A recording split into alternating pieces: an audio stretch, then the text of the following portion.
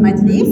Okey, Assalamualaikum dan selamat datang diucapkan kepada Tuan Syamsul Amri, panel jemputan kita pada hari ini. Sebelum itu yang bersaha Guru Kanan Mata Pelajaran Encik Hamir, yang dihormati Tuan Syamsul Amri, barisan guru-guru, para tetamu dan juga puteri-puteri yang dikasihi sekalian. Okey, baiklah. Seperti semua sedia maklum, untuk pengetahuan tuan panel kita pada hari ini dan juga puteri-puteri sekalian, tajuk yang kita akan bincangkan pada hari ini adalah tentang personaliti unggul, kejayaan menyusul. Alright. Untuk makluman semua, tajuk ini berkaitan tentang macam mana kita nak jadi orang yang berjaya seiring dengan personaliti diri kita. Kita kena pastikan untuk berjaya perlulah personaliti juga yang cantik, yang unggul, yang cemerlang. Baik, tanpa membuang masa, insyaAllah Tuan dah bersedia.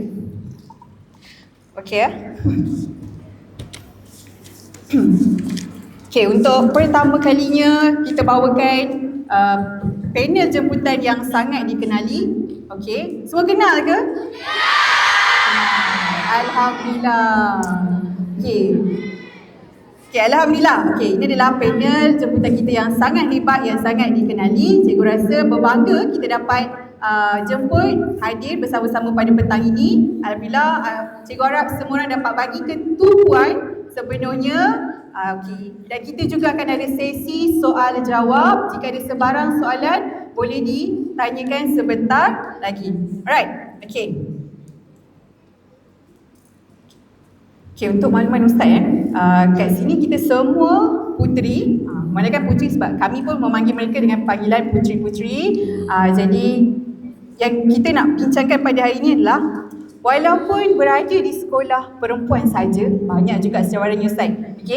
Bukan sahaja daripada segi akademik, tapi sebenarnya daripada segi sahsiah itu pun sebenarnya sangat memberi kesan, sangat main peranan pada puteri-puteri di sini juga.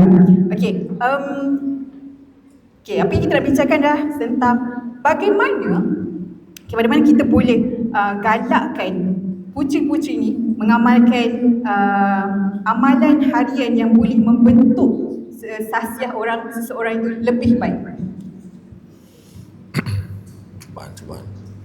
A'udzubillahi minasyaitonirrajim. Bismillahirrahmanirrahim. Assalamualaikum warahmatullahi wabarakatuh. Waalaikumsalam warahmatullahi wabarakatuh. Alhamdulillah rabbil alamin, wassalatu wassalamu ala asyrafil anbiya wal mursalin wa ala alihi wa sahbihi ajma'in.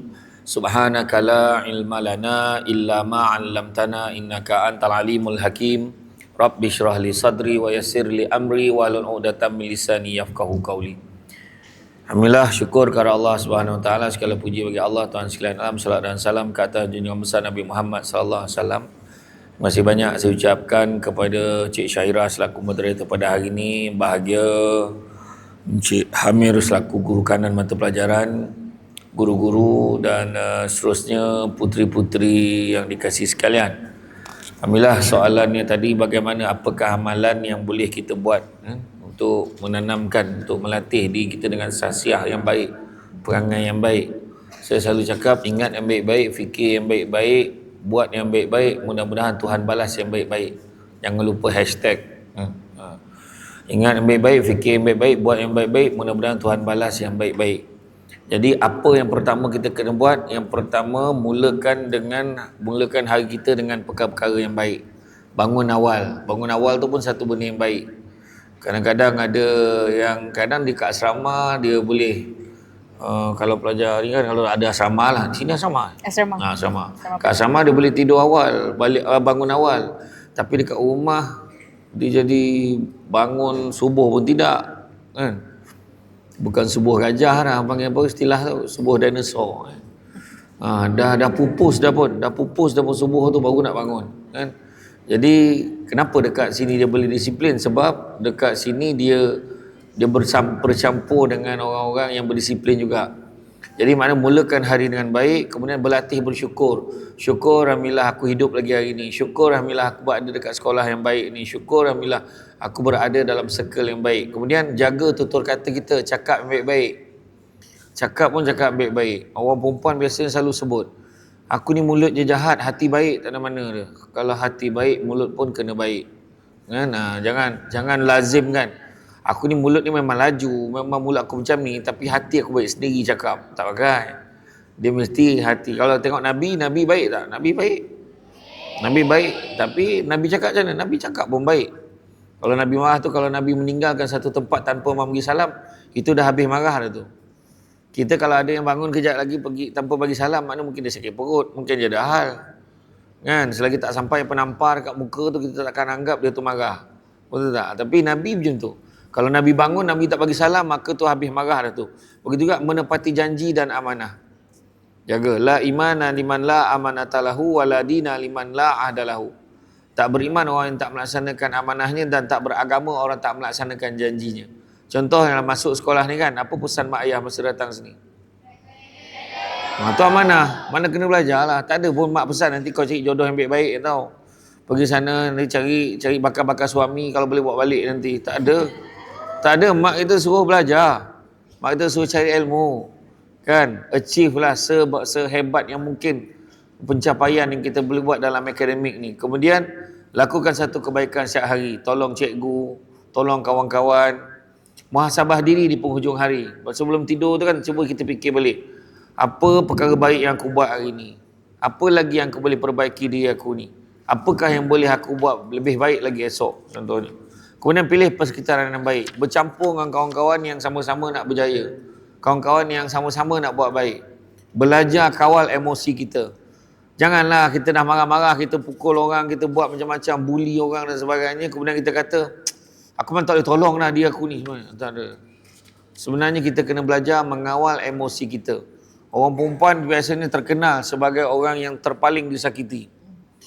Kan? Jadi dialah yang terpaling menderita sekali. Tapi sebenarnya kita boleh mengawal outcome apakah yang akan berlaku pada diri kita dengan cara usaha. Mungkinlah ujian akan datang, kan? Ujian akan datang. Bak kata orang, cantik dipandang bulan mengambang torang diawan. Kalau dah hidup namanya orang, takkan lari daripada ujian dan dugaan. Tentu ada. Tetapi macam mana cara kita menanganinya? Tu sebab saya kata kena baik-baik, cakap pun baik-baik. Bak kata orang dulu, elok anak bila dikandang dengan budi senonoh. Elok akhlak nama terpandang sepanjang zaman menjadi contoh. Jadi kenalah baik-baik. Kemudian tambah ilmu. Penting cari ilmu.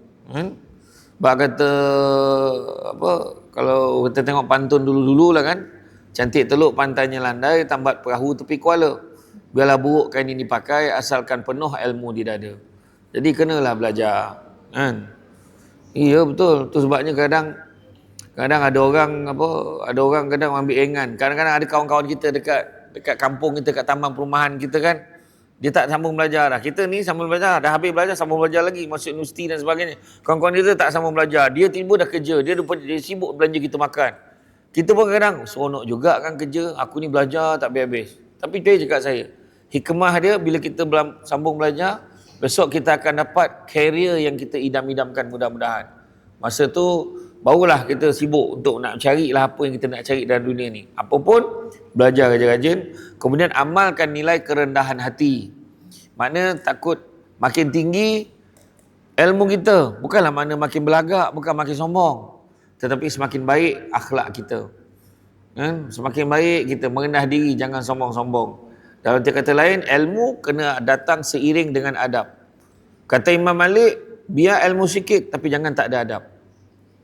Biar ilmu sedikit tapi jangan tak ada adab. Bukanlah makna macam tu, tak payah belajar lah, ilmu sikit pun tak apa. Tak. Maksudnya ilmu sikit, ilmu adab pun ada. Lagi tinggi ilmu, lagi tinggi adab kita. Kalau mencari pokok berbuah, pucuk elok baik dahan berdaun. Kalau nak jadi insan bertuah, duduknya beradab, tegaknya bersantun. Jadi apa-apa pun semuanya memerlukan pada kebaikan. Dan kena faham, bila saya sebut tentang sasiah yang baik, bukanlah bermakna kita langsung tak buat kesalahan. Sasiah ni kita mungkin boleh buat salah, buat silap, tetapi terlihat pada diri kita sebagai seorang yang walaupun terbuat silap, sentiasa belajar daripada kesilapan, berazam untuk melakukan perkara-perkara yang baik, perkara-perkara yang betul walaupun dalam keadaan yang sukar. Sebab tadi soalan yang ditanya oleh Cik Syairah tadi, dia kata bukan senang. Bukan senang nak buat baik, bukan senang nak jadi baik. Kadang baru buka buku je kawan-kawan cakap, malah buka buku bacalah bagus. Alah belagak, alah cakap seorang pandai. Macam tu kan. Jadi wakil-wakil setan ni pedulikan. Kan, cakap kat dia, kita nak belajar. Syaitan memang dia hantar wakil untuk kacau kita. So jangan kita jadi macam tu. Wallahu a'lam. Okey. Okey.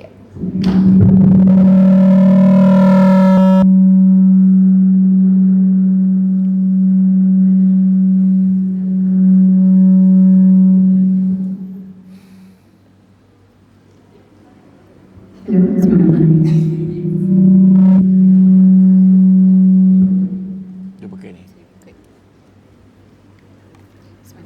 Okey, macam itulah. Kalau kita nak jadi baik, kita kena buat baik, fikir yang baik-baik, ingat yang baik-baik. Okay. Macam Ustaz katalah, memang betul sebenarnya mencabar untuk kita kekal konsisten untuk buat baik pada setiap hari. Tapi dalam pada masa sama, ingat kita kena sentiasa berfikir yang baik-baik, kena buat yang baik-baik, hiraukan, abaikan unsur-unsur yang negatif. Okey, sebab kita tahu diri kita macam mana. Kita nak jadi orang yang berjaya. Nak orang berjaya ni kita kena sentiasa berbuat baik.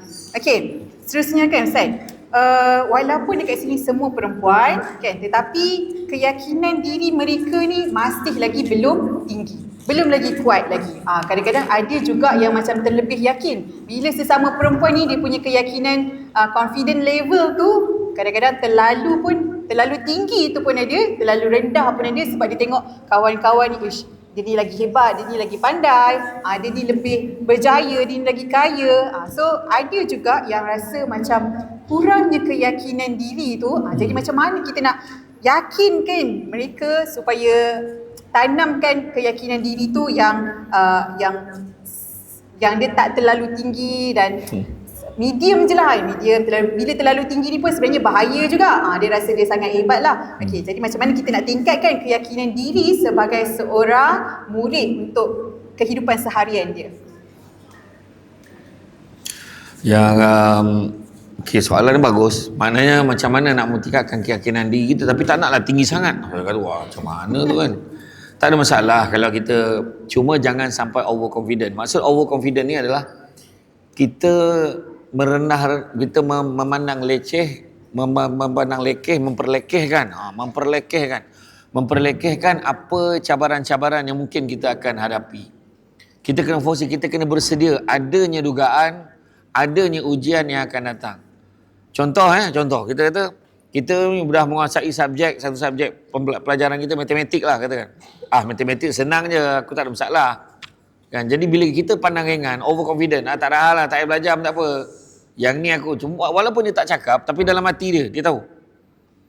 Sampai masa tiba-tiba keluar soalan-soalan yang dia tak pernah kamu cross sebelum ni, tak pernah pun.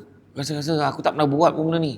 Kenapa? Tiba-tiba blank, tiba-tiba blur. Yang tu kita tak nak. Tu sebabnya lebih baik kita merendahkan diri kita tu, maksudnya rendah hati tu, maksudnya macam kan awal tadi saya kata jangan sampai kita meletakkan diri kita tu sampai satu tahap sombong, belagak dan sebagainya. Tapi cara kita nak mempertingkatkan keyakinan diri kita, yang pertama kita kena kenal diri kita dulu. Kenal pasti dulu kekuatan dan juga kelemahan diri kita. Apa yang aku kuat, apa yang aku lemah, subjek mana yang aku okey. Kan potensi diri aku apa? Aku ni tak boleh, kena usik sikit. Aku ni kalau kena tegur je koyak. Kena tegur je nangis. Baru tegur belum marah lagi. Tak boleh terima keadaan. So maknanya macam mana nak buat? So macam tu. Kenal pasti kekuatan dan juga potensi diri. Tetapkan matlamat yang jelas dan realistik di dalam pencapaian kita. Target kita. Kita nak apa? Matematik nak macam mana? Sains nak macam mana? Aku target mana? Saya pernah pergi kat satu sekolah. Satu program. Masa tu sebelum wujudnya program Permata Pintar ni lah. Jadi dia kumpulkan 50 top student Malaysia yang terbaik di seluruh Malaysia ni berkumpul dekat Kelang. Masa tu saya kena bagi motivation untuk 50 orang ni. Jadi saya tengoklah muka macam tu, ya selenge je kan, macam tu kan. Dalam lift tu kan, cermin tebal budak ni kan. Muka budak ni lah. Budak nerd tu saya nak tanya kan. Kau tahu tak apa target dia untuk periksa SPM? Apa dia?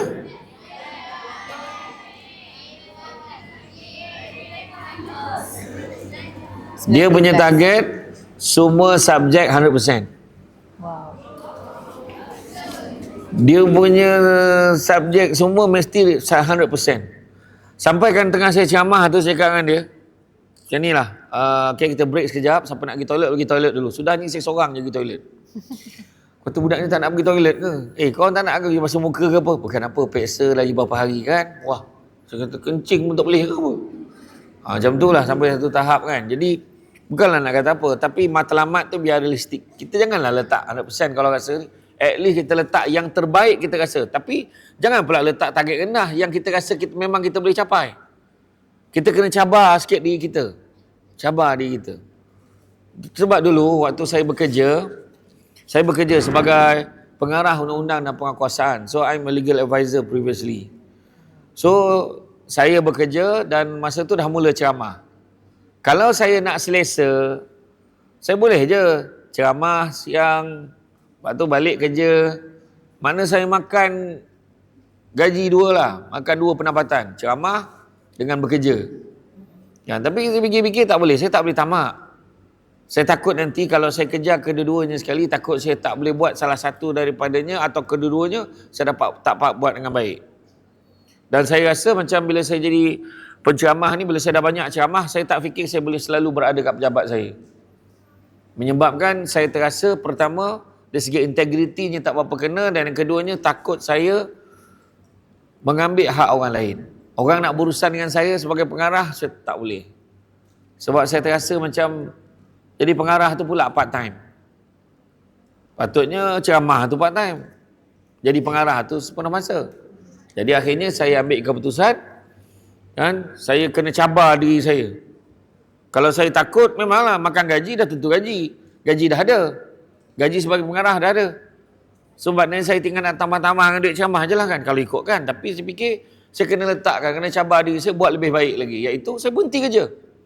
Saya berhenti kerja dan saya set up konsultan sendiri. Dan Alhamdulillah saya dah ada 2 syarikat di bawah saya dan saya boleh menggaji staff-staff untuk bekerja dengan saya. Jadi mana kata kena cabar diri kita. Macam kita, contoh dah biasa kan, kita dapat matematik maka mesti 80. 80 saja, 80, 85. Tak apa, kali ni mesti 90. Cabar diri kita, macam mana cara? Macam mana cara? Jawapannya kita kena usaha lebih lagi. Kemudian buat persediaan awal untuk mencapai keputusan lebih baik. Buat persediaan awal sebelum menghadiri kelas atau peperiksaan. Amalkan disiplin dalam pengurusan masa. Kadang-kadang bukannya kita ni, kenapa dia boleh belajar, kita tak boleh belajar? Kenapa dia boleh dapat result bagus dengan tahap masa dia tak banyak pun? Dia dengan sibuk dengan aktiviti debat, pidato, syarahan, atau dengan nasyid. Tapi dia result dia lagi bagus daripada kita yang tak ada wakil apa-apa pun ni. Okay. Kenapa? Sebab rupa-rupanya cara kita menguruskan masa. Orang yang banyak masa, mungkin dia rasa tak apalah, ada masa lagi. Tapi pada orang yang terlampau sibuk, mungkin dia fikir tu je masa yang dia ada. Itu sebabnya saya dulu masa di universiti, bila sibuk dengan pertandingan debat dan pidato, sibuk pula dengan sukan dan sebagainya, kita akan risau. Bila aku nak belajar ni? Maka masa yang ada tu, kita akan betul-betul belajar. Itu sebab bukan maknanya kita ni banyak masa terluang, maka advantage kita lebih besar, tak. Sebenarnya tanggungjawab kita tu, kita akan rasa lebih risau dan kita akan usaha untuk dapat terbaik dengan apa yang kita ada. Kemudian berani bertanya jika tidak memahami. Sekarang ni masalah student sekarang ni, bila cikgu tanya, kelas ada apa-apa soalan, koma. Darah tak jalan. Oksigen tak sampai ke otak. Kelas macam tu je. Betul, Ustaz. Kadang-kadang yang seorang tu lah, kelas ada apa-apa soalan, cak pandang orang. Tak ada cikgu, seolah-olah soalan tak tuju kat dia. Jadi pentingnya kalau dah tanya, kalau tanya ada apa-apa soalan, tanya, angkat. Dan bila kawan-kawan tanya soalan, jangan kita bahankan kawan kita. Apa tanya soalan, siut. Jangan macam tu. Bila kawan tanya soalan, mungkin apa yang dia tanya tu kebetulan pula, lah aku pun tak faham benda tu. Jadi ini peluang untuk kita untuk menambah baik pengetahuan yang kita ada.